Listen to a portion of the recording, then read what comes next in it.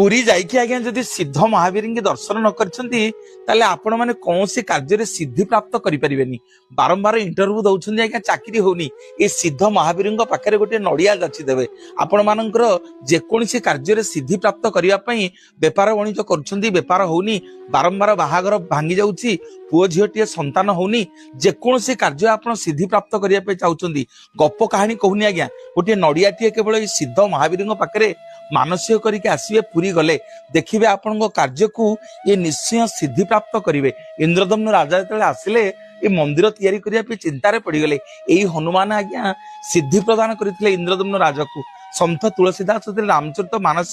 पोथी की आनी कोठी पाठ करिए भाविले यही सिद्ध महावीर पाखे आज्ञा रामचरित मानस को पाठ कले अनेक प्रमाण अच्छी जड़े स्वामी स्त्री थे गाँ लोक फसई देते आज्ञा कौन से एक मर्डर केस रे 302 दफारू ये सिद्ध महावीर 108 हनुमान चालीसा करी स्वामी स्त्री जन जाक कांदिले जज रे कोर्ट रे हाकिम आज्ञा एठू मुक्ति करदेला बंदीरू जेकोसी कार्य जेड़े बड़ विपद हो जेकोसी मानसिक हो ये सिद्ध महावीर पाखक आप जी पुरी सहर समस्त ये गुरु ये सिद्ध महावीर पाखक जाकि 108 हनुमान चालीसा गोटे नड़िया जाची देकी आसवे खेचेड़ी डालमा खीरी ये सिद्ध महावीर भारी प्रिय आपणकर समस्त मनस्कामना पूर्ण करेंगे।